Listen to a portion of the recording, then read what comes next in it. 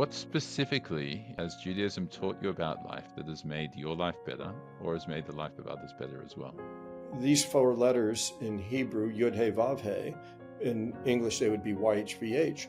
It's basically the verb to be in its manifestations. So it's basically saying, listen up, Jews, all that was, is, and will be, that is what is God.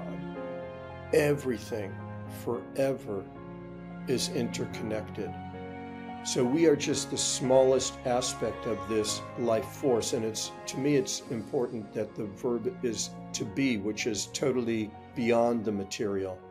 And then the seventh word is, so ve'ahavta, go out with love, with all your heart, with all your soul, with all your might. And Harry, that is impossible to do 24/7, but it is a great aspirational and inspirational faith commitment. It's not just a feeling, this love, that it's a commandment, it's an obligation. And so I get this deep sense of we are here with an obligation to serve this life force with love in our heart, in our deepest consciousness, and in everything we do.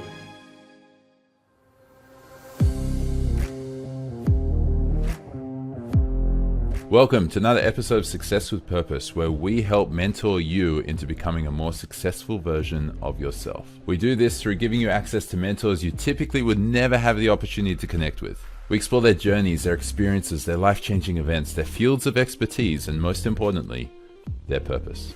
My name is Harry Goldberg, husband to an incredible woman, father of 2 amazing daughters, host, interviewer, and interrogator of this podcast. And now, just before we learn from yet another exceptional guest, if you find value from these conversations, please make sure to like and subscribe below, leave a review. It really does make a difference. And of course, share with someone else who's going to find value. Now, listen in, pay attention, take some notes, enjoy. Let's begin. Rabbi Jeffrey Kamins, a pleasure to finally have you on Success with Purpose. Instead of introducing you the typical way of explaining your journey for those who are listening, I'd rather just share some verbatim of what one of your long-term colleagues has said to me about your success, and then we'll dive in from there. And you can definitely share your own journey throughout this conversation. Okay. And I'll read it here. Quote, great leadership, successfully consolidating, growing a diverse community, successful offering a diversity of ways to practice Judaism with reform, Masorti, renewal, whereas other communities fail to do this entirely. Growing and nurturing a great team around him. And so as that being the foundation of this conversation of defining success, how do you define it? What's success to you? Yeah, I think one of the reasons I've been, ducking and diving over this conversation is I actually have problems with the word success. There's part of it that just sounds too ego-based, that makes me feel uncomfortable. And I don't even, and maybe because people think about success often in terms of material success or just even outcomes and measurables and things like that. And that language just doesn't sit well with me. It's not how I operate. And so I kind of feel like I operate more in the world of the intangible or the amorphous, which is therefore hard to measure in that sense. I like talking about things like meaning, purpose, fulfillment, and that kind of thing. And in terms of, how others may choose to look at the work we do here at Emanuel Synagogue, whether it's successful or not, I'll leave that to them to judge. I always feel like there is far more to do than has already been accomplished, if that makes sense. Okay, so if I'm hearing you correctly, you're kind of defining success for you more along the terms of meaning, purpose, and fulfillment. And as part of how intangible Correct. that is for you, it often feels like it can never even be achieved because there's always more to do. Correct. Well, then, in that sense, how do you start to identify that you're on a meaningful, purposeful, and fulfilling path that you're on? Okay. So, and the teaching I want to share kind of relates to part A, success, and part B, meaning. There's that famous teaching in the wisdom of our sages from about 2,000 years ago, Pirkei Avot. Interestingly enough, it's one of the readings that's selected to be part of the liturgy at a funeral. Lo alecha hamelacha ligmor, it's not upon you to complete the work, but neither are you free to desist from it. And so I think, to me, I define all of that as, and especially how I understand my life as a Jew, living my Judaism as a pathway in life, is that we are here to live a life of service and a life of avodah, which is, if you want to call it, worshipful or sacred work on the planet. And that's what gives me meaning. And I try to share that with others and hope that it gives them meaning too. And how do you know that you're fulfilling Uh-oh. a life of service in Adava? I guess I feel it just in what I do, day in and day out. And I think it's what you do for others. So, in other words, I don't, to me, I like being happy more than sad, but happiness isn't I don't measure my life by happiness. I think about, maybe this has to go to being a kid, in a secular household, and even as a little boy, remembering the words that then were oft repeated from President John Kennedy. Don't ask what your country can do for you, but ask what you can do for your country, and it's that kind of thing. Don't ask what others can do for you, what you can get out of life, but what you can give back to life, what you can give back to others. And so, day in and day out, I just try to be present and giving for others. I guess it's when it works, it's deeply satisfying. And when it doesn't work? Then I don't sleep well. And I Okay. reflect, where did I miss, and so I guess over the decades, I feel like I've, matured a lot. I don't get angry as often. Um, Hmm. I don't get as reactive as often. So, those are the places that, in terms of my own personal meaning, and fulfillment, that's what I try to do, is grow as a human being. We're going to dive into your journey in a moment, but throughout your whole journey, you've basically continued upwards, right? You went and you actually before we dive into that, we're going to circle back to how success has actually played out, or how this continual growth and Hmm. increase of impact and purpose, by your definition, has continued to play out. Because it sounds like it's been very intentional, but at the same time, you're like, well, it's like, achievement and getting there hasn't really been the forte, hasn't been the primary focus, but it's definitely been a focus. Hmm. So why don't we Yeah. explore a little bit more of your journey? And you can start from the beginning, right? Not the beginning of time, but beginning of your time, up to where you are today. If you want to let the people who are listening assume that they don't know anything about your journey, let's start there. So I'm definitely a product of a secular home in Los Angeles, um, post-war, baby boomer in that sense. So I think these are important factors in who I am. I've spoken about it a lot and I've written about it. So let's go back to the ancestors I don't know, which are my great grandparents, who fled from various Eastern European communities near Kiev, near Odessa, near Riga, somewhere in Moldova, in a little small farming community in the 1880s, which, if one knows history, is a time yet again of pogroms against Jews in Eastern Europe.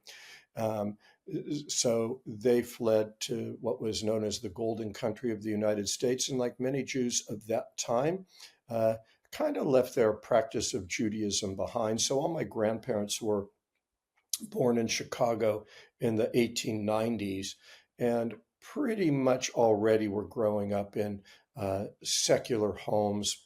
It was one of those things that community stayed together in terms of culture and people, but there wasn't a lot of Jewish practice in any of the homes. And then my father came to LA when he was 7. My mom was already born in LA. This is back in the 1920s. So, you're talking through and through United States culture, but really in a California sense. That's a whole other story if we want to go in there, but probably not. But whenever people ask me where I'm from, I always say I'm from California, not from the United States, because we're definitely, a different outlook. And the size of things. I think California would be the 6th or 7th largest economy in the world if it were a separate country. And often we feel, very different than the rest of American culture. So I really grew up in a California bred culture. My father was an atheist, like outspoken atheist. My mom, clearly agnostic, never really had much interest in these kinds of things. But my grandparents, felt very proud. Everybody was very proud of being Jewish. And I grew up in a neighborhood, and for those in Australia or especially in Sydney, basically like Bellevue Hill, but it was called Encino. It's a suburb of the San Fernando Valley in Los Angeles. Post-war, I would say 90% of the people in my public elementary school, primary school, as we say in Australia, were Jewish. So it was just like part of the culture, part of the friendship group. Very few practicing observant people. We never lit Shabbat candles. We never went to synagogue. I didn't celebrate being a bar mitzvah when I was 13 years old. I had no Jewish learning at that time. But, this is the 1960s. I'm growing up. And so there's all that kind of energy that's happening in the United States about the civil rights movement, the Vietnam War protests. I'm quite engaged politically. So, from John Kennedy and the Cuban Missile Crisis being some of my earliest memories as a 5-year-old, to his assassination, to the assassinations of Martin Luther King and Bobby Kennedy, to being very aware of racism. All these kinds of things are part of my growing up experience in this very Jewish neighborhood. And my dad is highly influential person in my life, very much what we would call a lefty, in the vernacular, very committed to social justice. And this is why when we fast forward to a religious spiritual life, the most ethical person, highest integrity.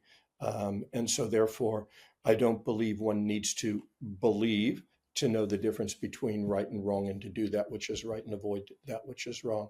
My mom, very, very creative person, quite, she was a singer, an actress. My father passed away 25 years ago. My mom's still living, and that's one of the reasons LA is still such an important part of my life, as well as all the rest of the family I have there. And the other influential people in my life are my mom's auntie, her father's sister, who started living in Israel in the 1960s, and my father's mother, my grandmother, who just was one of the kindest, most generous and grounded human beings that you could ever know. And everybody was a proud Jew, but no one was, practicing Judaism, and no one was a believer. Me, on the other hand, I remember from being a little kid having a sense of presence. And I didn't know how to articulate that. So it just like kind of hovers in the background. And so I grow up in this community. All my friends are basically Jewish. And then I go to university where hardly anybody is Jewish. And it was just the outbreak of the Yom Kippur War. And so there, all of a sudden, I realized there was something unique to my identity as a Jew, that it really was not where most people held, or not where most people thought. And at the same time, while that was happening, you're at university, this is when you even deepen your spiritual explorations. But oddly enough, and maybe it was just because of the women to whom I was attracted. One was a Buddhist, Japanese background. Another was Catholic, Irish, Mexican background.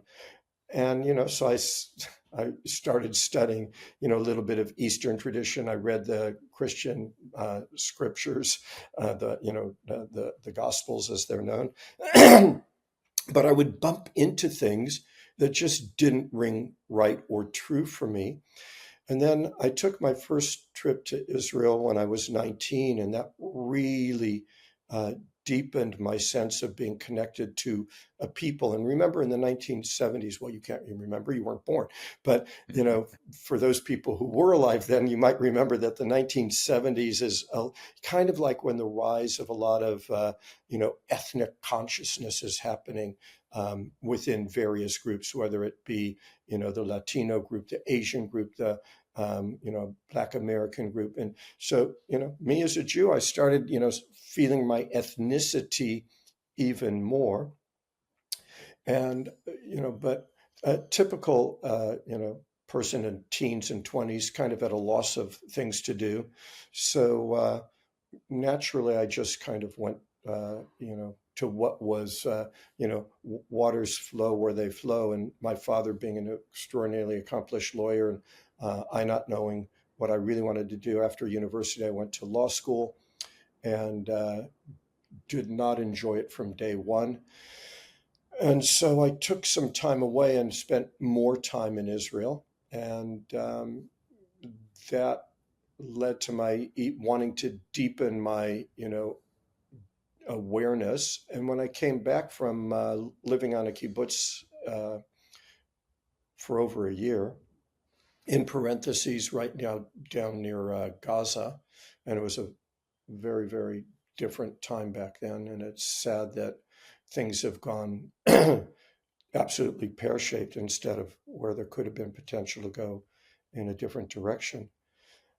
I came back to Los Angeles. Excuse me. It's now the early '80s, and I met a woman who would become my first wife, who was working, in my dad's law office, and she wanted to study more about Judaism. So it was only my, like I was 24, 25, that I began the study of Judaism.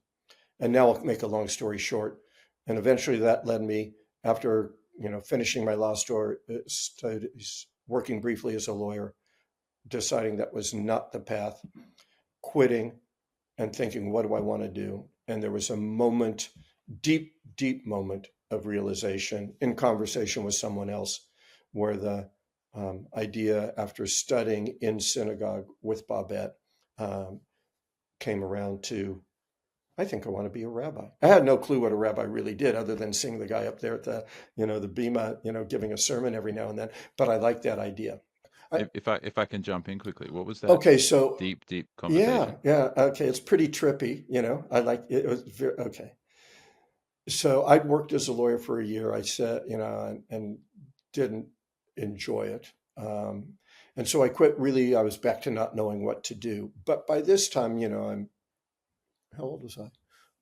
27. So, I knew there were certain things that were meaningful to me. Teaching was one of them. Talking deep about ideas and meaning and living a purposeful life was another. And I went on a little journey in California, because having been on kibbutz and really attracted to the idea of being a socialist farmer, there was a small commune up in the Bay Area, and I'd been kind of in touch with the people there off and on for a few years. So I thought I would go explore that, now that I'd met Babette. Maybe we wouldn't, living in Israel might be too difficult. Maybe, the life on a commune might work. And I find this is a story I've shared, once or twice. There was a woman there who did flower essence, kind of like spiritual guidance. Now, I don't believe that the flower essence spiritual guidance works because, I was putting the homeopathic drops and, on my tongue 3 times a day or however many times a day it was. But rather I was having, I had to choose which flowers with which properties I wanted.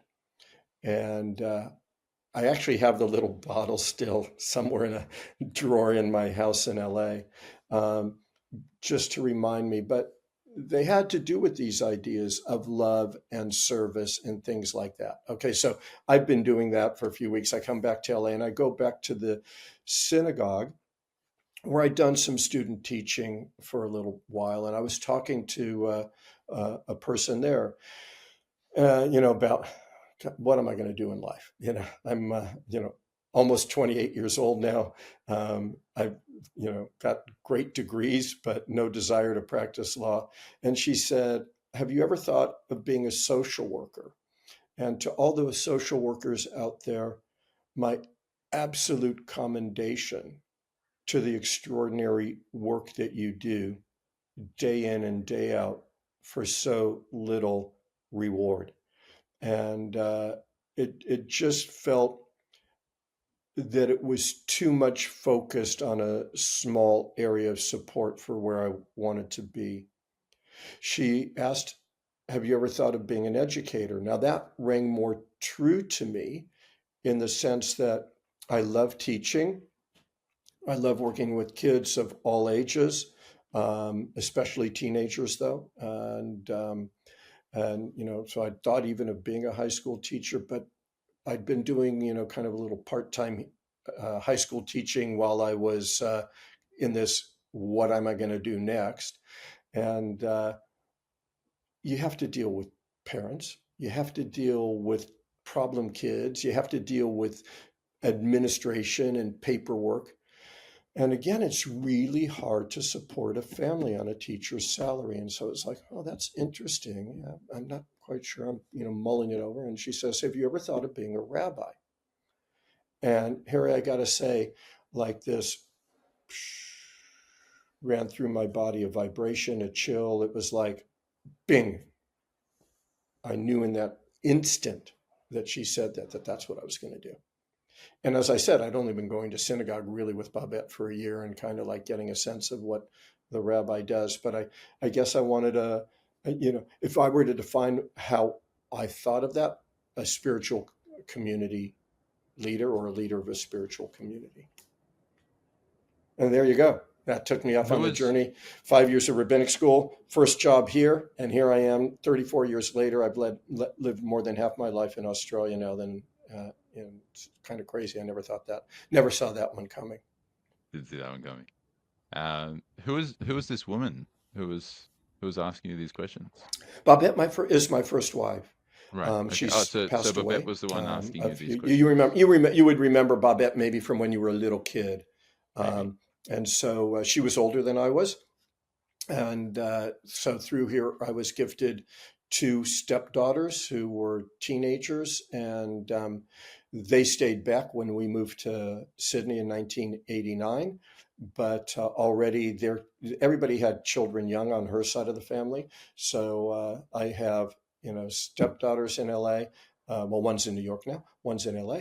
2 grandchildren in LA. And as I said, everybody likes having children young. I have 3 great grandchildren with 1 more on the way, all through, Babette's side of the family. So I'm very, very blessed. And she was a huge influence in my engagement with Judaism as life learning and life practice. This is beautiful. So your life partner at the time, your wife, correct, was the one challenging you on what you actually want to do. So she was the one helping you with. Actually, she'd grown up in a very small town in a community where she'd gone to synagogue, and like my family was just grateful when I said I'm going to be a rabbi that I wasn't going to be a bum, like an unemployed person with no clue, it's not the worst lost thing in life. Say, seriously, right? Whereas my Babette, because she'd grown up in a synagogue and her father had been the president of the synagogue, it was like, are you insane? Do you know what a rabbi does? And boards and congregants and stuff like that. So in terms of the engagement with Judaism, absolutely. But thinking that it might be a bit of a mad project to become a rabbi, she was, she knew the most. And it hasn't always been easy. And there was a point in life we went our separate ways in terms of the marriage, but never in terms of the friendship. And as I said, she passed away almost 9 years ago now. But meanwhile, and this is very interesting, I'm very, very happily remarried to a woman whose challenges go on a total different sense, very proudly engaged as a Jew, but much more from my father's perspective on things. Right. The cultural side rather In than the terms of spiritual side. and in terms of practice, and definitely coming from a a more secular approach to things. Absolutely. A lot of people would be hearing this and saying, okay, this is really interesting. I'm listening to a rabbi who has shared that his marriage went separate ways. And there probably aren't that many people who know of rabbis who have been remarried. And so especially There are from your few. There are spiritual actually a few in practice. Sydney. Yeah, okay. Right. Yeah, Um, yeah. there you go. I don't know that many. Um, what uh, what are you happy to share about the state of the relationship? What what kind of eventuated like what were the key No, that I'd factors like to that keep. led to Yeah, okay. Oh, are you yeah. No, happy to share any? Oh, that I'm going to hold that in my private realm. I'll yeah. just share um, two things. One, we always loved each other very, very deeply, and I was by her side when she passed away. And as I said, her family is my family, or our family is our family, and it was an incredible, selfless gift she gave to me. Um, but our understanding of Judaism and its practice ended up being very different. And I think she became much more traditional, and part of our family is much more traditional, but that's not my comfort zone. I have absolute huge love and respect for those people who in our family have chosen that path, which is one of my stepdaughter, my grandchildren for the most part. Um, but yeah, given where I came from, I need a little bit more fluidity in Okay. my spiritual approach in life. What what can what can people learn about relationships as a result of, like, in terms of choosing the right partner or how much to invest into their marriage or into their relationship? What can you share with people from your own life experience, but also you've married countless couples by now, and you've seen them grow, and you've seen them have kids, and you've seen them develop, and you've probably seen Mm. countless divorces and separations as well. What have you learned over the years that you're happy to share with the guests Someone about? I was just officiating at a wedding for someone a couple of weeks ago, and they said, "What would you guide us to?" And I would say, "Always, sorry, always be honest. You know, um, always have your partner's back. They are your number one, right? Not your. Once you get married, it's not about love, honor your mother and your father. Always, that's what it says in the Torah. But when you get married, that is you know, that's your number one. And so have their back, be open and honest. And through that, God willing, you'll, grow together in mutual understanding and support. So yeah, that's what I would say. Okay, thank you. And thank you for sharing as much as you have. All right, so there was a separation, never in friendship, but in the marriage. And where did that journey lead you to? Where were you at that time when the separation was happening? Well, that Where were was you actually in interesting. It your was journey? right. Yeah, no, it was not long after it was a time of huge tumult in my life. It was in the footsteps of my father's death. It was right around the time I became senior rabbi, and it was this kind of time where I had to explore where I wanted to go on my journey, and that was probably maybe a 10-year struggle. Yeah, it took a long time to work that out, and um, it hasn't been easy. There have always been challenges.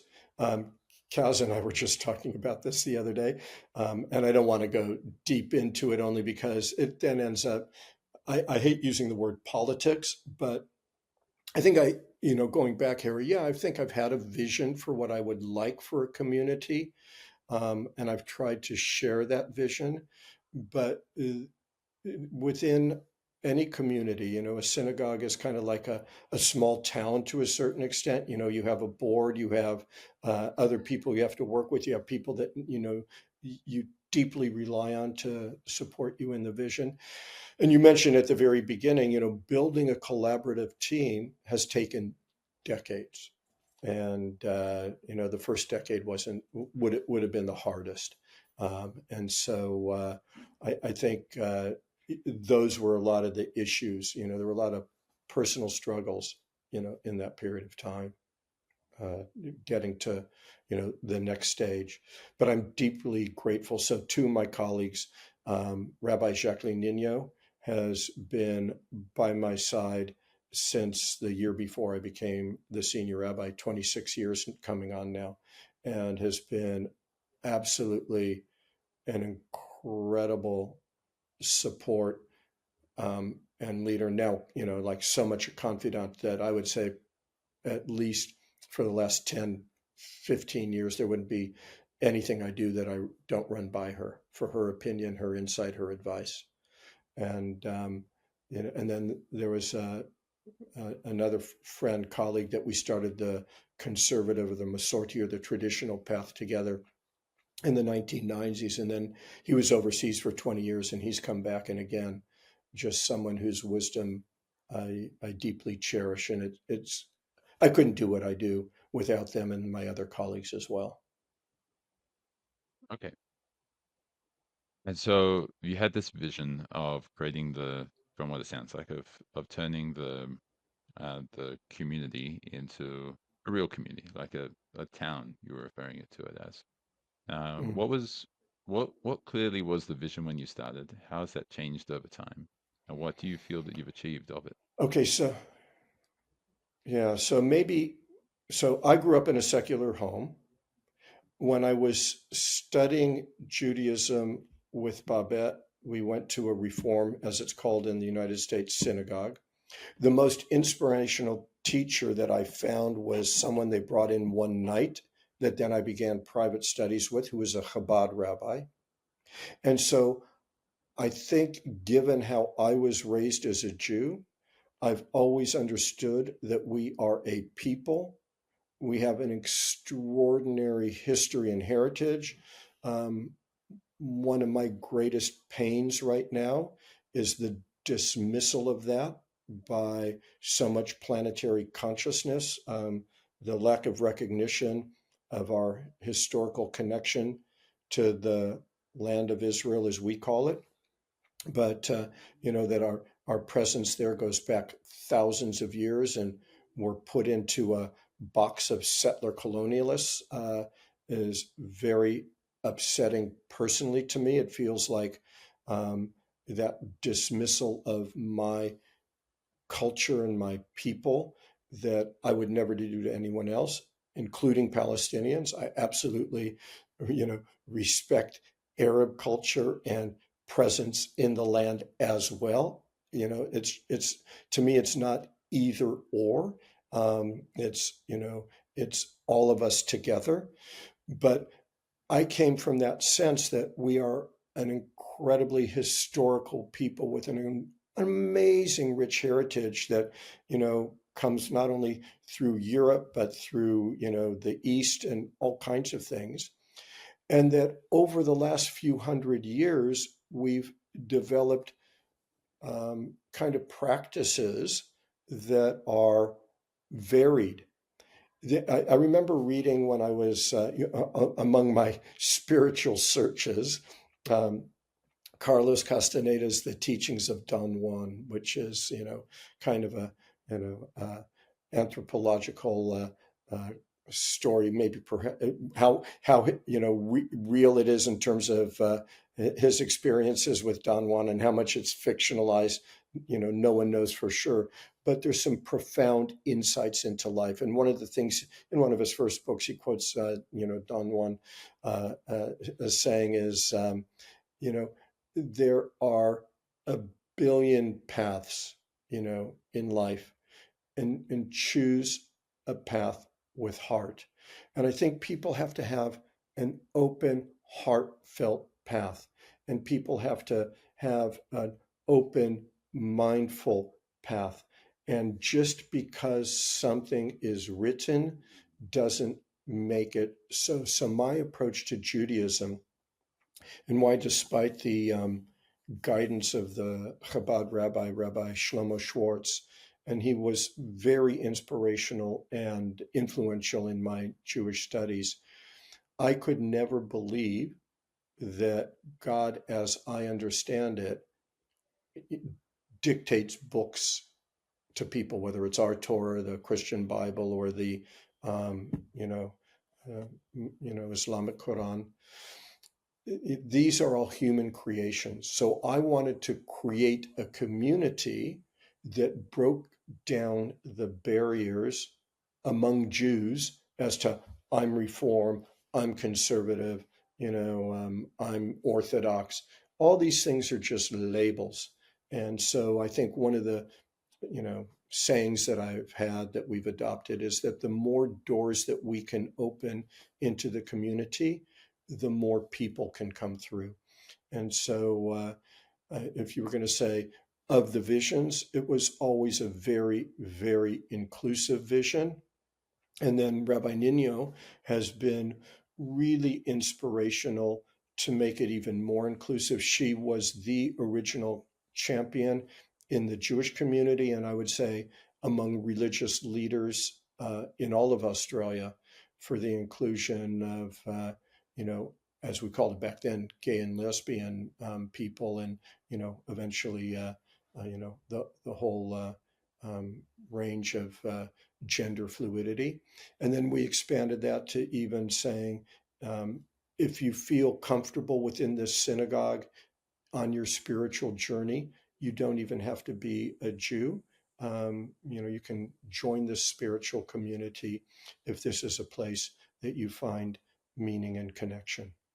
And so I don't know that I saw all those things happening when I started in 1989, but in terms of wanting it to be as inclusive and broad a community, that was a vision that I had way back then. What have been some of the challenges or maybe even the drawbacks of making it as inclusive as it's been? Oh my goodness. Challenges many. I remember, like, all through the 1990s, it was trying to teach people that being diverse is not divisive. It's just the opposite. So that took, uh, 15, 20 years to get that through. So that was, and it took conversations and teachings. I guess one of the attributes would be, being able to have long-term goals and patience. And I think that's the advantage. So I'm here 34 years, whereas a lot of rabbis, certainly in the States, they're somewhere for 3 years, for 5 years, 10 years. You can't achieve what we've been able to do as a synagogue without there being, just long-term conversations and, generational change. And I remain open to seeing where it goes after I slow down from being the senior rabbi. It'll be very exciting to watch. Okay, so you've started talking about some interesting perspectives. You mentioned that being being diverse is not divisive, or doesn't have to be divisive. Hmm. Whereas many in the Hmm. world are It becoming shouldn't be diverse, divisive. right? Shouldn't be divisive. And how have you managed to make it so that it's not? Because I mean, especially in the world today, it seems like most of the division is coming as a result of people wanting to be different from others and claiming that they're different so that they can belong in another group. And you've managed to Harry, that navigate old that. thing that, that old thing that I remember being asked in the United States, and, I can see it coming up, in Australia, are you a Jew first or an Australian first? You're a Jew first or you're an American first? And it's like, choose my deep ethnic identity, as I explained earlier in telling my story. And I learned that the answer is I'm a human being first. We're all just human beings. We're all just, wandering our way through this life. And most human beings want the same thing: peace, security, dignity, you know, maybe a little love as well, as always nice to have. And so to try to create that for people and let them in this little place that we call Emanuel Synagogue, where people can speak their different voices, or if you want to call it from the right to the left or whatever, and just understand that they can be heard. And it's not my power over you, but our empowerment together to try to create the community we want, the society we want. And you can only do that through open, honest conversation, and to say, what are our basic assumptions and what are our ultimate goals and visions and values? And so it's been that kind of struggle, but and I think and as I say, it just takes a lot of patience and perseverance. And I think we were lucky that we started this before the age of social media, because I think I don't spend any time on social media, but the little that I see things, I find it so deleterious to this kind of work. And social media has been around for what now? Since around 2007, 2008. So we're talking at least a good 15, 16, Yeah, 17 but years. really, like in the last, yeah, but in the last decade, I think it's really taken off, and so growing a whole generation of people locked into their silos and their inability. But it's the latest, the algorithms that, this isn't my area of expertise, but can you imagine if you built an algorithm that, uh, preferenced statements of inclusion and statements of love, but they don't sell because humans still, sadly, fear and animosity just, get the energy going and build the sales. And so that's what I mean. It just makes it very, very difficult to have these, more thoughtful, considered kinds of conversations, to be able to have things that involve patience, perseverance, and setting long-term goals. Makes it much more difficult in my mind. I prefer to do everything in person, having a conversation like that and really nutting things out and slowly building those kinds of ideas. Yeah, I remember listening to a podcast just a few weeks ago of someone who used to be editor-in-chief of a very large news outlet, and he was sharing that if he were to write a really positive article versus a really negative article, even if it's about the same thing, but a positive title versus a negative title, the negative one is going to have somewhere between 90 to 95% compared to the 5 to 10% of clicks that the other one's going to have. So we're literally talking about 10 to 20 times more views from something which is negative Hmm. and uh, really Yeah, targets people's negativity bias. So you're saying that your way around this has been to yeah, have as much in person as possible and continue to try and allow people to connect in the best ways possible right. and open and feeling safe. And you seem to feel very negative and pessimistic towards social media or where that's headed. Uh, how have you been combating that over the last 10 years? And how do you hope that you'll be able to continue to combat it, both for the individuals, but then also for the community as a whole? Yeah. So I think that, it's just a little by little, and you know, um, one of the things that we're going to try to do here, I mean, the whole situation about what's going on within Israel, the war in Gaza, but Israel and Palestine on a bigger sense, and then what that's leading to in terms of animosity to Jews, and I imagine also to Muslims. Obviously that's not my world, so I don't experience it personally, but people speak about it, and so I don't doubt it. Is to start to try to build relationships. One of the questions I've been asked is, after October 7th, what happened in the interfaith world? And in all honesty, it went quiet at first. I don't know if that was because, it was so shocking people didn't know what to say, or because of political persuasions, people didn't want to speak, or that is irrelevant to me. For whatever reason, for the first few months, it was quiet.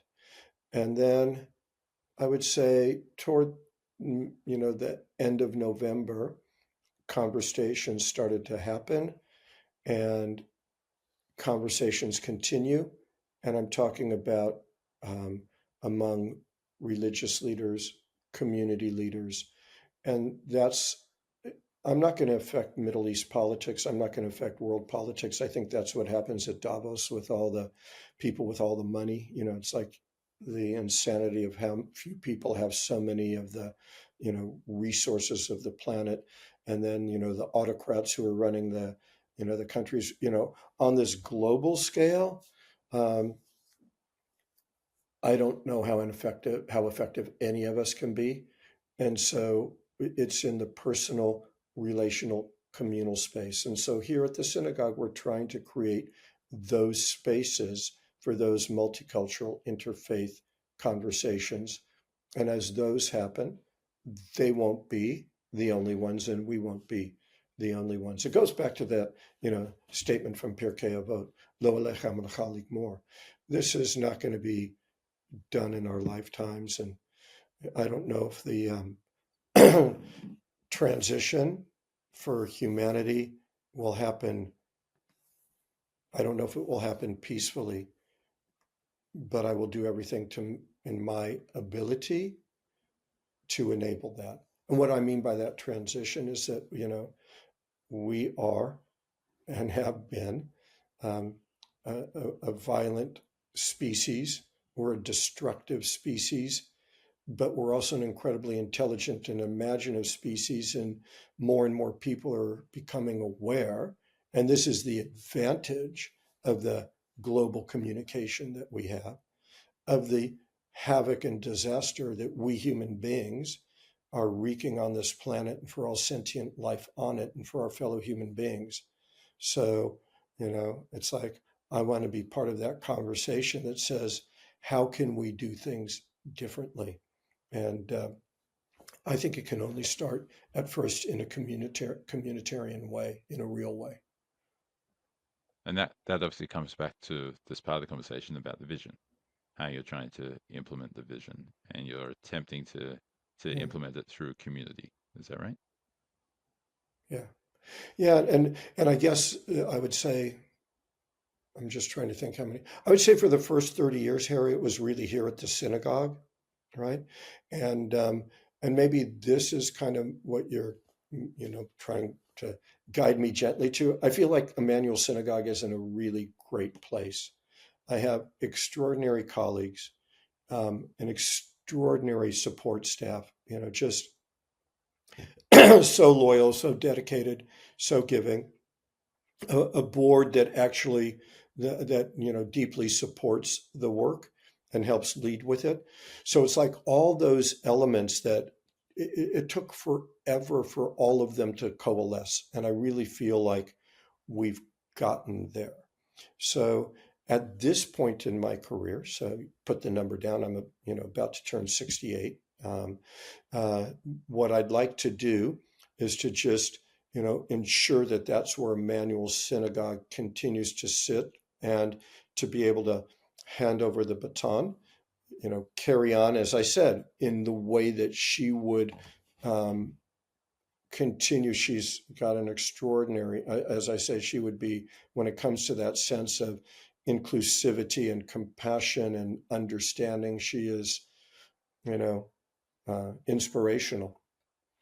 And then we could also, I'm not running away, move this to the next level of conversation beyond the synagogue, working with other Jewish leaders, because there are great Jewish leaders in Australia, working with other faith leaders. And those are the people that I'm, starting to reach out to. And at the same time, working with other human beings, because there are so many human beings in this amazing country in which we live who are open-hearted and open-minded and do want to have a better future for all of us here, one that's much more just and equitable and compassionate. And and that's where my faith comes in. I really do believe we can do that. Okay. And in what you're sharing, you even use the words of, I feel like Emanuel Synagogue has finally gotten there. But right in the beginning of the conversation, you referenced that the work's never done. You're never anywhere near the success that you're trying to achieve.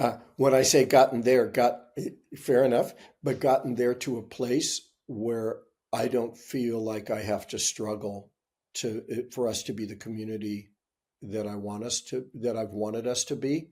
I feel we are the community that we can continue to organically grow, right? The foundations, the structures are basically there now. So we can now continue that work, which, as I said, now is also about outreach, right? So it's like you need to have that kind of solid core, or and so that's what I mean by there. But there then has to go beyond there, just to be a little synagogue, and that's important. And a lot of our work, as you know, is and especially my work is pastoral work, and dealing with all the various life cycles, guiding people through crisis moments in life. And a lot of it is educational, and that's where you can still be influential and all these kinds of things. But that's all I meant, is that I really feel like when I came here, it was when I came here, it was like a Reformed synagogue of very limited scope, right? In my mind, and I could be wrong, and people could correct me, but I wanted it to be much more expansive and inclusive. We're much more inclusive. Now we're going to go expansive, if Okay. that makes sense. That makes sense. And what I've just heard in what you shared there is that there's been a lot of Rabbi Jeffrey Kamins energy put into this sense of inclusion and sense of community, and that's ultimately been the majority of the work that's happened. There's been a lot of your energy, and you've built an amazing team. You've had some wonderful conversations, that you've said, really long-term conversations and dialogue to make sure they're all on the same page. But it sounds like I'm speaking to someone who's like from uh, a tech startup, and founded it and started building it out, but it still was only really growing because of the amount of energy that they were putting into it. Is that for much Oh of no, definitely for not. much of the No, no, 30 no. I years? don't How want much that to was that? be. Yeah, no, it's not like. I mean, first of all, when I came, Rabbi Fox, who was the senior rabbi then, um, gave me huge encouragement in this work. There's no way I could have done what I did without the support and encouragement of a senior rabbi like him, right? And it's not the norm, right? It's not the norm. So he set that model up for me. The synagogue already was coming from a place that it was involved in interfaith work and social justice work. Those things go back to its foundation in 1938. So I wasn't, creating something from nothing. It was just, my first place of inclusion was just, taking it from being a Reform synagogue to broadening its understanding of Judaism. That was that's been my innovation, so to speak. The notion that and now there are other synagogues out there that either call themselves multi-denominational or post-denominational. So that was, it was something that was going around in the United States for some time. So it's just that we would, and my dream, and I think with Rabbi Mordechai as well back then, was for us to be post-denominational, so to speak. But that isn't yet in Australia's comfort zone, so we're multi-denominational. But my dream would be, it's like, and I say it to people, I'm just a Jew doing Judaism. Don't call me Reform. Don't call me conservative. It's like, we just have Judaism is a life practice, and I find myself there, and you find yourself there, and it doesn't matter as long as you feel engaged where you're at. I don't have the only place I judge others is when they mistreat others or make others wrong for something that is not morally or legally wrong, right? That's what rubs me up the wrong way. Other than that, because you said, what are the problems with inclusion, and stuff like that, and diversity, as long as you, speak honestly and not with deceit, as long as you, and I use the word deceit, that could get me off on a whole train of things that make me crazy in this world. As long as you don't lord your power over someone else, but try to help empower, these are the things for which we strive. And I came in a community that was very open to that. So it's not the same thing as starting something from scratch or that kind of thing. And I would hate that first hour of our conversation led it, listeners out there, to think that that's what I'm saying. No, I've always had that's not what I've ever support. seen in you. That's why I was questioning it, because that's Yeah. how it's Okay. starting to sound. But I mean, so you've always had the support, but then at the same time, you've made sure that the support Mm, that you've received, you've then been able to pass on. Other people have been able to have a lot of support yeah. from you as a result. How have you continued to build the team? How have you continued to build the team in a way that continues to focus on the direction of the vision? Yeah, and that's where the slowly comes. For example, as I said, Rabbi Nino and I have been together forever, and it's like great. And then, like, who's going to be next? And it just took a long time. And actually, the third person to come on was Rabbi Rafi Kaiserbluth, and it was just like we actually, Rabbi Nino and I, suffered for a few years where it was just the two of us with some different people coming in and out to give support. But it was worth, when I say suffered, we didn't have, we weren't able sometimes to take all our leave and things like that. It wasn't like huge suffering like is happening on planet Earth.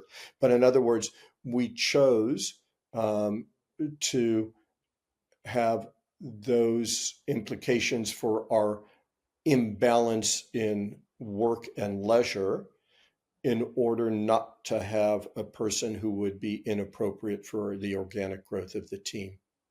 And so that's what I mean by patience and perseverance. There were a lot of people who came in to, for interviews over many years from overseas, locally, and it just somehow we knew it wasn't the right fit, right? And so you just take your time, and so it's an organic growth and development takes a lot longer.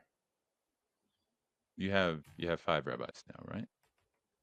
Yourself, Rabbi Yeah, Nino, yeah. Rabbi And Kaiser. so Rabbi Kaiserbluth was our third, and then Rabbi Mordechai, as I said, he and I were together as kind of like, if you want to say, the Young Turks back in the early 1990s. He went overseas to study to be a cantor because he's a musical talent and inspiration, and knows how to nurture young talent and build spiritual network and singing community that is beyond anything I could ever hope to achieve. He was always kind of like, one of the missing cogs in the wheel. And he and I never lost touch, and I always wanted to bring him back. And it took till 2019, finally, for personal reasons of his work and family life in the United States before we could do that. And his presence here has totally transformed the congregation, as I knew it always would already. And he studied that he was a cantor studying part-time, so he became a rabbi just a couple years ago. And then the fifth person is Sam Zworenstein, who has been rock solid on our team in various roles. Always had a deep desire to be a rabbi. He actually came in as a congregant, started doing some bar mitzvah teaching and leading of services because of his engagement with Judaism, was our general manager, became our reverend in charge of pastoral care because he's got a deep, deep heart. And he also did some rabbinic studies recently. And so he got his rabbinic ordination just a little over a year ago. And so that's how we end up having 5 rabbis. And so Rabbi Mordechai is our director of liturgy and music as well. And Rabbi Zworenstein is our director of pastoral care. And each person on the team is a rock on whom we all rely. And that's the clergy. What about the rest of the team? Because it's kind of Emanuel Then Synagogue. after that, then we just have a great staff from people who do the accounts and the marketing and the communication, a beautiful executive director, and youth educators and things like that. So and obviously that's one of the things we really want to do is to reach out to younger people. We do have a lot of younger people who are involved in the community, but I think that there are so many people, I really deeply believe this, between 20 and 40 who are hungry for a life of connection and meaning, that even though that they may spend a lot of time on social media, they know it's not ultimately satisfying in that place of engagement and purpose. And so that's our next thing, is to try to create the space for those kinds of levels of engagement. And so these are the conversations as a whole team we're beginning to have as to, what we can do. And the other thing is understanding that being a Jew is being part of a people with culture and with tradition, and using the space we have for theater, for music, for movies that are thought provoking and spiritually uplifting. So it's not just a place of prayer, but that the synagogue is seen as a living, vibrant community for, yes, spiritual engagement, cultural engagement, and of course, deep learning and meaningful conversations. And on this journey to get from where you started in the 80s, right, to now, have there been times where other staff have made it much harder for you, or even when you've had various differences in agreement or differences of opinion with, say, the board or other people within the community, and you've had to make some challenging decisions? Have there been moments like that? Even if you don't share Yes, the exact moments, or if you are happy to, yes, great. But if you, yes. yeah, No, I'll just say Kaz and I were talking about this just the other day, and it was kind of like, do you remember this? And then this? And then this and this and this and this? Yeah, there have been quite a few. So getting everything lined up and coalesced has taken a long time, because it can just be from here or from there. And I don't want to say we're here and there are, because it's just, how have you navigated that though? wiser not to. How have you navigated the differences in opinion, the I've differences in just, yeah, perspective? sometimes, yeah, sometimes it's been really frustrating. And then I just kind of,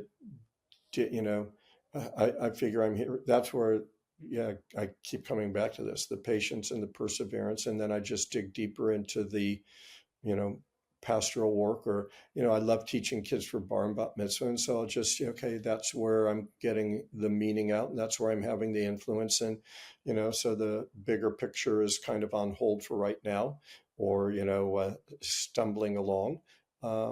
And sometimes has had a toll on on my emotional energy, and so it does impact.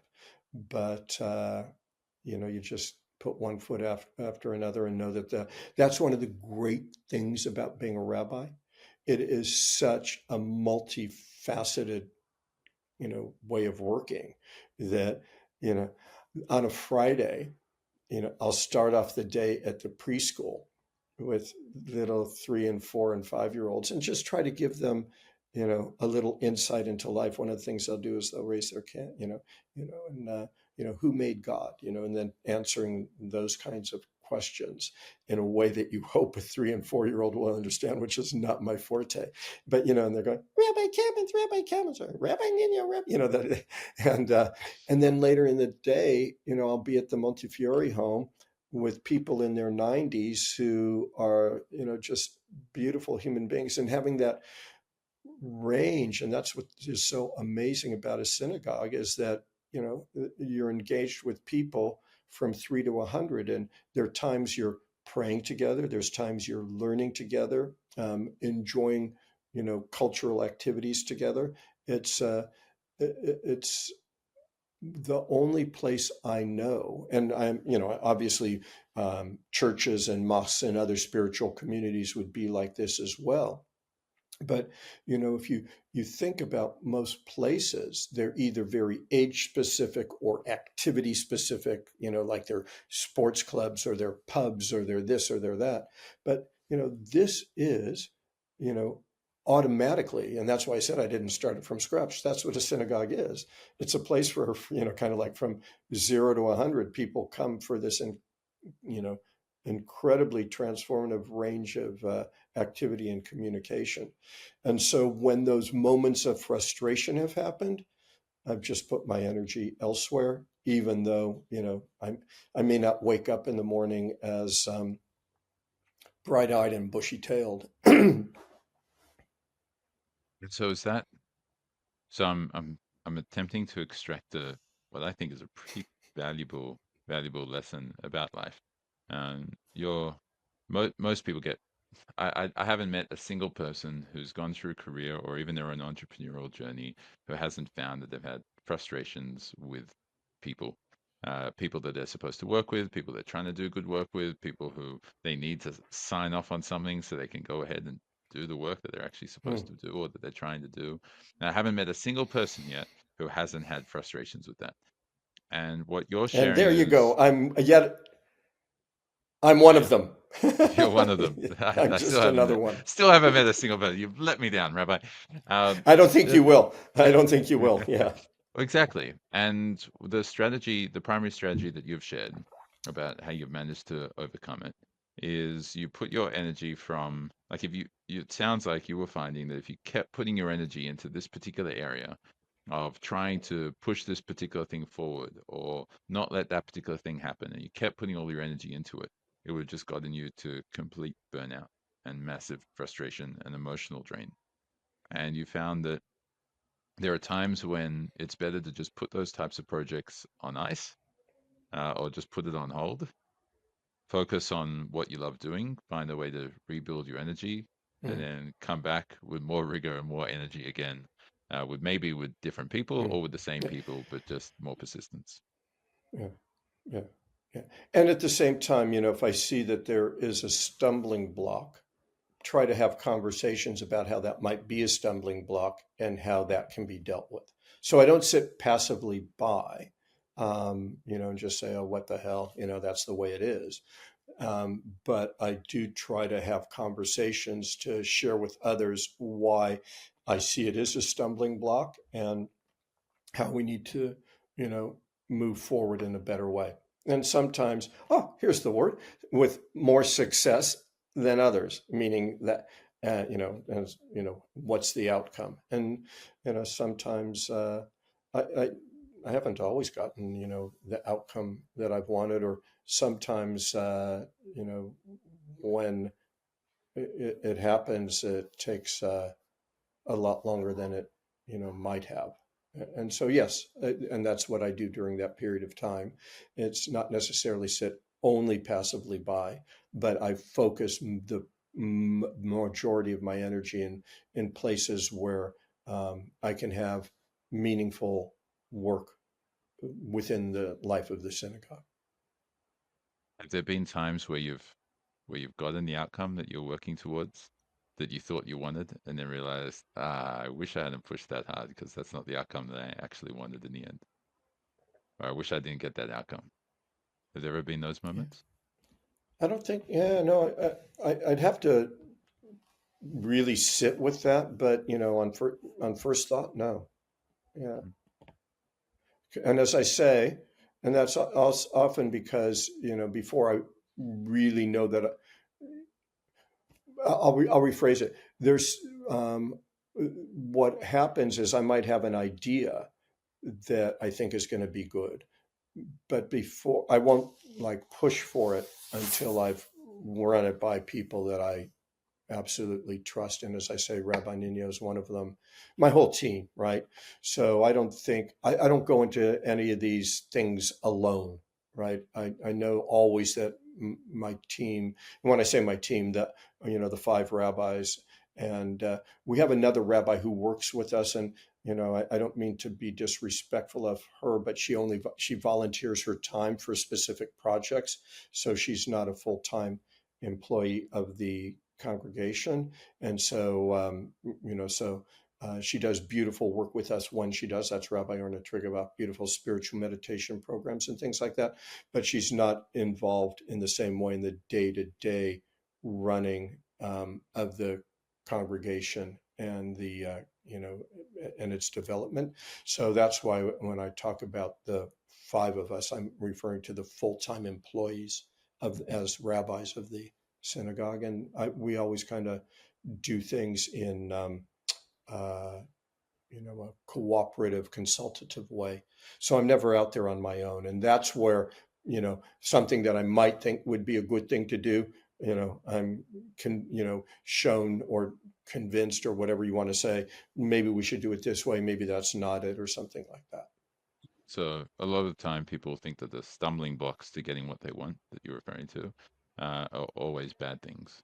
But you've just shared that a lot of the time they're actually really good things because then you have the conversations like what you're referring to about how can we overcome it? How Mm, can we make sure that this change happens? And then you start to realize, maybe we don't actually want that change to happen. yeah, yeah. So far so good, but That felt so good. it's been a wonderful journey so far, and the good news is it's not over. No, it never is, right? Well, at least not now. And with something like a community that you're Well, creating, something to what last is going to beyond. happen? Yeah, Mm. yeah. And I don't. It's interesting here. Like people use the word legacy, and I really don't. It's not a word that's important at all to me. But I just want like, what do I want to be able to do? I want to be able always to be connected to this synagogue because there's going to be a time when I'm not the senior rabbi.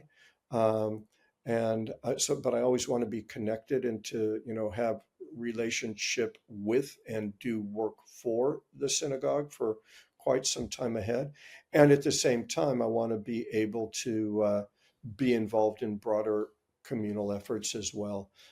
Going back to that, your work is never finished. I really feel, and especially now, the urgency to build a cohesive society the best we can. And as a religious leader within the Jewish community, I want to do that with other leaders of other parts of the community in Australia. As I said, we're not going to change politics in the Middle East, but we can certainly change and influence society in Australia. And I think Australians are good, decent people that want that. And at some point, you won't be able to continue to be involved. Like you won't live forever, unless maybe you do. I don't know. But at some point, you won't. You'll die. Your all of the energy and the connection to the synagogue is I think all about dying of the every past. day. Yeah. Oh, so many funerals that you run. Hmm. Is that part of it? That I don't think of dying because, yeah, every day I'm either dealing with someone who is or officiating at someone for someone who has, or the aftermath thereof. All of us as rabbis do that. And so it's impossible not to think of one's mortality. And I think in all reality, I do want a time where I am no longer doing the work other than how I behave as a human being. I want to be able to be with my family in Los Angeles a lot more. I go back 3 times a year because my mom's turning 96, and I want to be with her as much as I can while she's alive. And I want to with Kaz and our family here to be able to enjoy them and our beautiful grandson. No, I definitely want to just have that as well. And so one doesn't live forever, and one gambles. My loved ones have passed away around 70. So, and which is not far if that were to happen to me. And I know it from the work that I do, that, today I'm great in terms of my health. And tomorrow I could be told I have, X, Y, or Z disease. That means I only have weeks or months or, not much more to live. So I'm always aware of that. And right now I continue on as if I got years ahead of me. So, and I just pray, I've been very, very blessed for 68 years. I'm one of the most fortunate people with good luck. It's a wooden desk you heard me knock on just there. And so, yeah, I would like to have time to just be and enjoy life. It's definitely that. You say you've spent a lot of time on thinking on mortality, literally every day. What does death mean to you? Advice to people: make your death as easy as possible for everyone else. Write a will. Get rid of all the shit in your house that you don't need. Keep your place neat and unencumbered the best you can. Make sure people have your passwords. I've written out for when I die for Kaz. So when the moment comes, and if, there will always be someone who knows what to do. Make it your death. As you say, Harry, it's inevitable. As easy as possible. Know whether you're going to donate organs. So far, mine are good, and they're going to be. And make that wish recorded and know. Write a will, as I said. Determine whether you're going to be, in Judaism, we are buried, but there are some people who choose cremation. Make that clear and take responsibility for the costing of it ahead of time. Like if you're going to be buried by a grave already. Those kinds of things. So every year I go through my paperwork. Every year I neaten my life up as much as I can to make it easier when that moment comes. I even have a playlist for, I know Jews aren't meant to have music after a funeral. I have some great songs on a playlist for, some kind of memorial. I've written my eulogy. It's, a haiku. So, don't make it complicated. So those are the ways I approach the moment. What I understand, I was just talking to a beautiful, beautiful woman of deep faith who passed away, and I don't know from whom I heard this, but it resonated with me, and it resonated with me deeply. And, I've shared it with others, but it has to do with the fact that the infinity before you were born is nothing that is frightening or concerning. And so that's clearly what awaits. Second of all, there's a beautiful teaching by Rabbi Nachman of Bratslav, and kids learn it as a song in Jewish community. Kol ha'olam kulo gesher tsar meod ve'ikar lo lefached klal. And so he takes that concept and he says the whole world is a very narrow bridge. And the main thing is to have no fear at all. It's that narrow bridge between the infinity before and the infinity after. And the metaphor that has rung most true for me, and again, I say I don't know from whence it came, but is of the ocean and the waves. So I'm a person of deep faith that there is the ocean that we call God, and that each of us is a wave within that ocean. And just like there's no two snowflakes that are alike, there's no two waves that are alike. I love the ocean, love the rare moments when I can go in and have a little body surf and play in the waves. And so one day, like all those other waves, my wave will crash into the shore, and it will go back into the ocean. And just like all those water molecules remain part of the ocean, that wave will never exist again. Jeffrey Kamins will never exist again.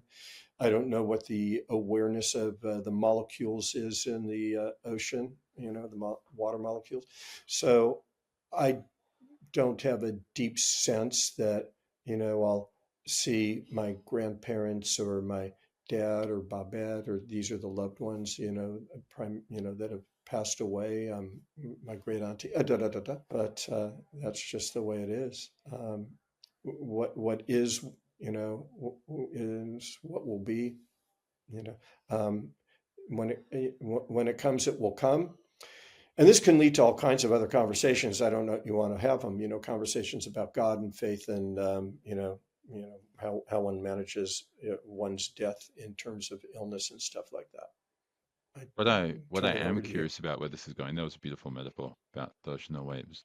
What I am curious about, though, is in the context of your life, Judaism has played obviously a huge role. You're a rabbi, for crying out loud.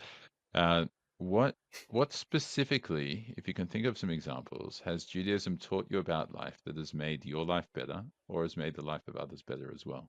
Hmm.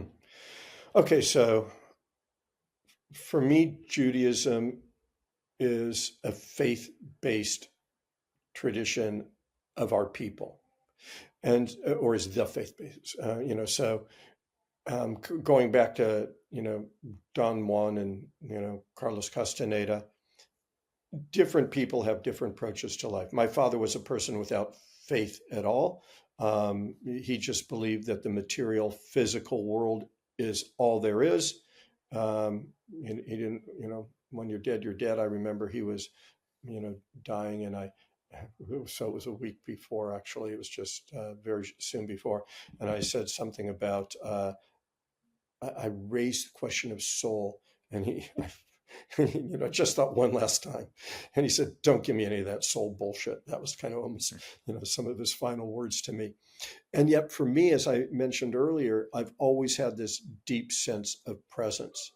And so, when I began my study of Judaism and learned that the name of God in Judaism that we reference in the Shema, which is our central teaching. I mean, we say it to, traditional people say it to babies when they're born. It's the first words. It's meant to be the last words we say when we die. It's meant to be what we, say as a reflection before we go to sleep every night. And it's just, listen up, Jews.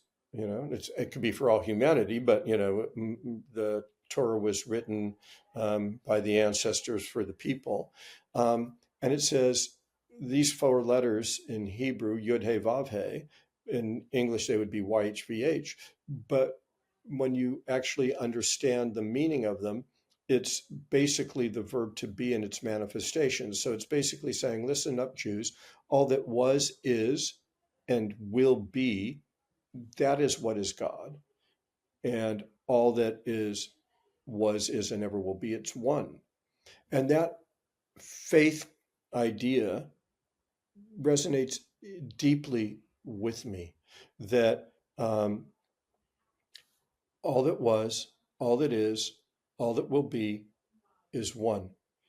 Everything forever is interconnected. So we are just the smallest aspect of this life force. And to me, it's important that the verb is to be, which is totally amorphous and, beyond the material. And the next word, the seventh word, is so ve'ahavta, go out with love, um, with all your heart, with all your soul, with all your might. And Harry, that is impossible to do 24/7, but it is a great, for me, aspirational and inspirational faith commitment.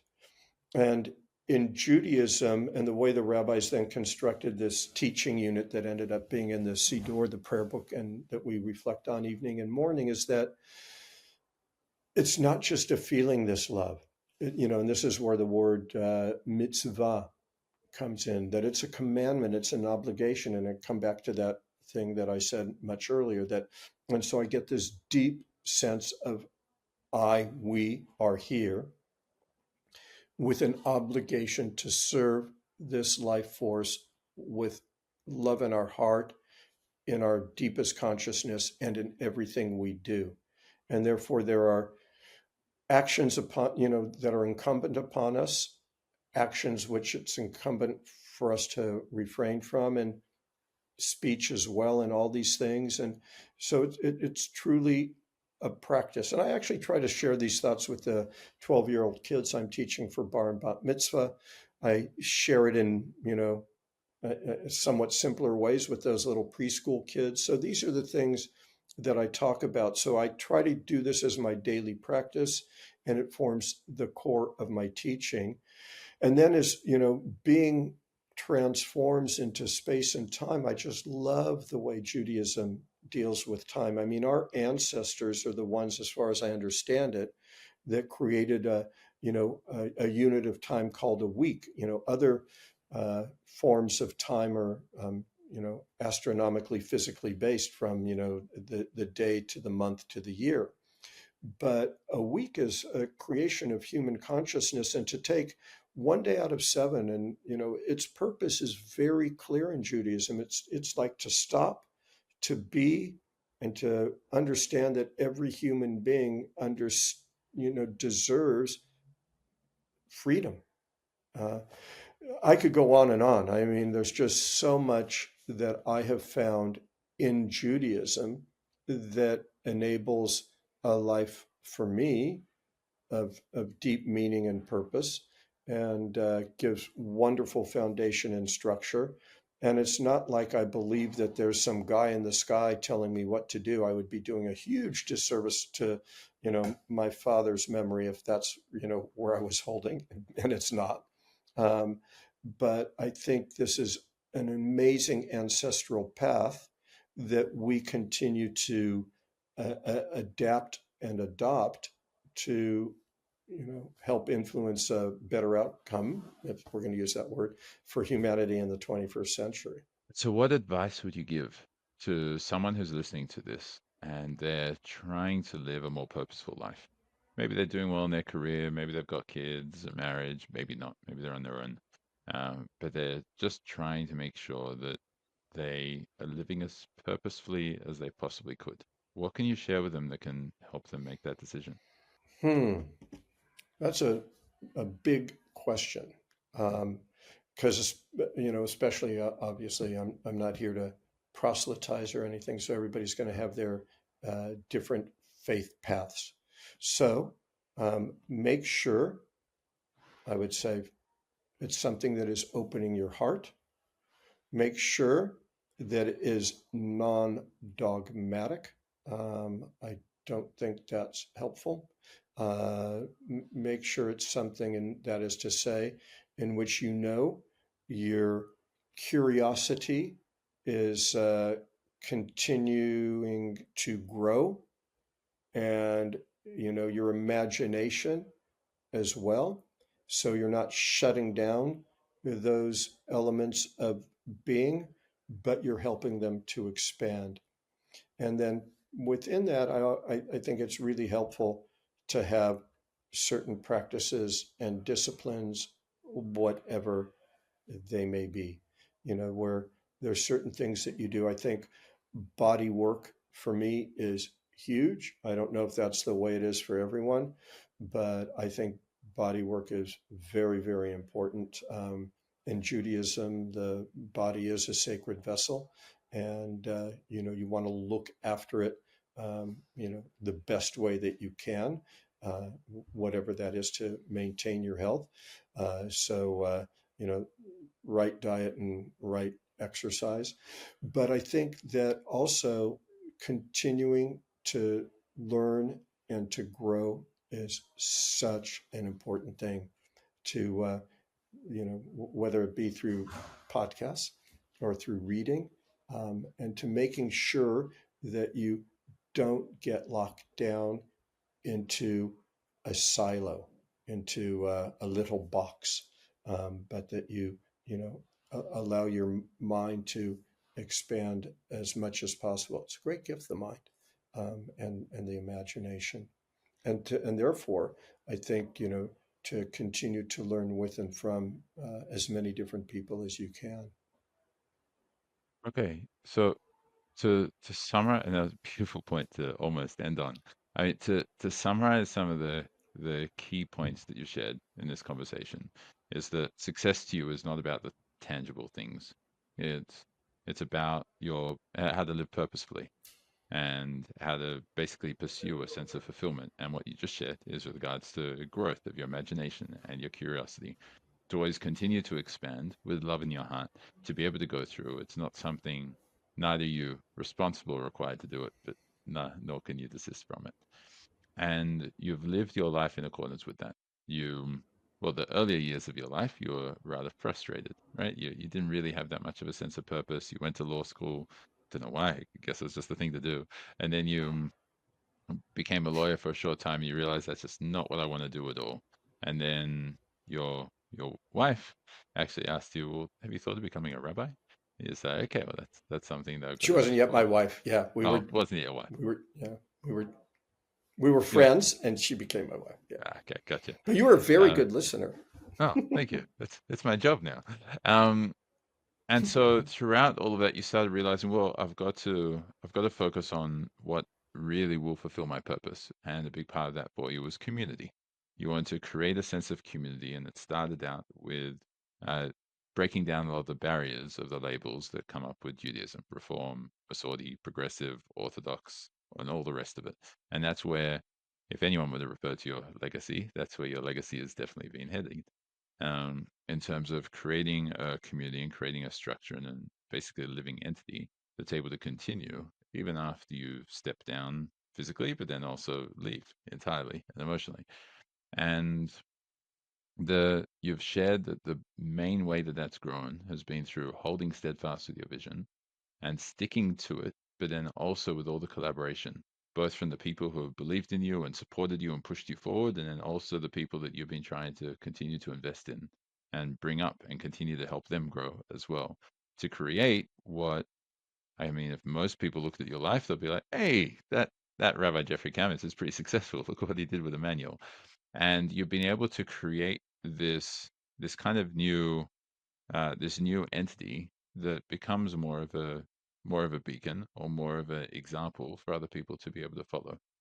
And some of the I guess hacks that we can refer to that you've shared have been, if you're getting frustrated with something and that you just can't move forward in what's really important for you, then just stop.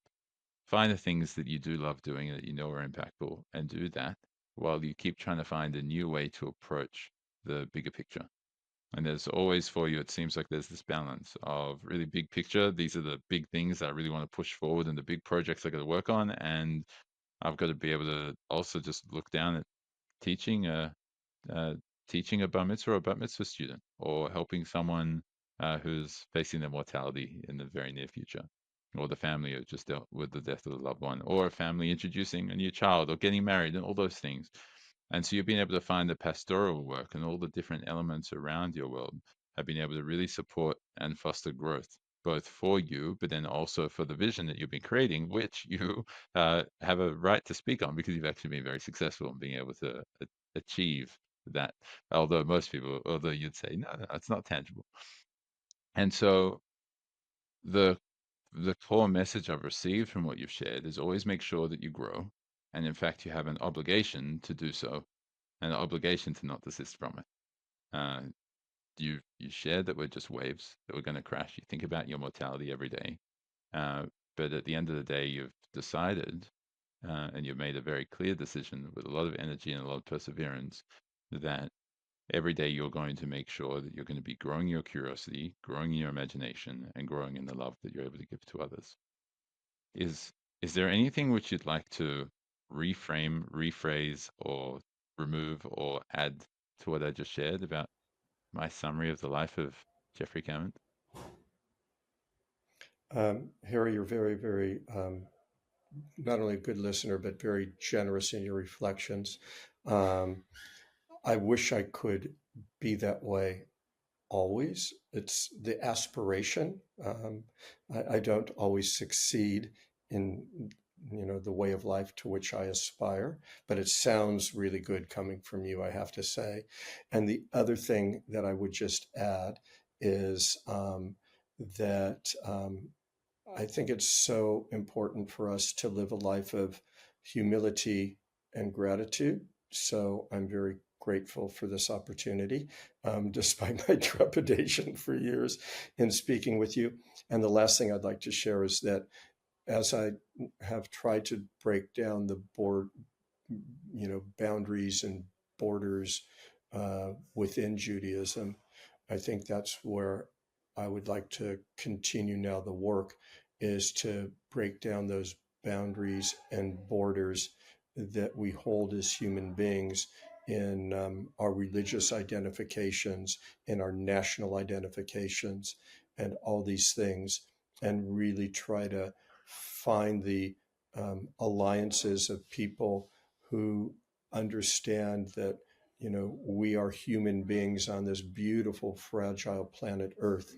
And the sooner that we can, put fixed ideologies aside and understand that we are part of this, amazing organism that we call planet Earth with all its sentient creatures, and work together, the better it will be for the generations to come. So, there's, there's still plenty of things that we can all hope to do together. And I thank you for this opportunity. Thank you. Thank you for sharing your wisdom and your insights for all of your years. I appreciate it, Jeffrey. So I hope you received a whole lot of value from engaging in that conversation. What were the key takeaways for you? What can you schedule in your life right now to make sure that the time you just invested into listening to this exceptional conversation with this amazing mentor and this amazing individual is time that wasn't misused, but was time that you've allocated properly to enhancing your life and improving it? Whatever it is, schedule it now, practice it now. Be the successful person you're meant to be. Live with purpose.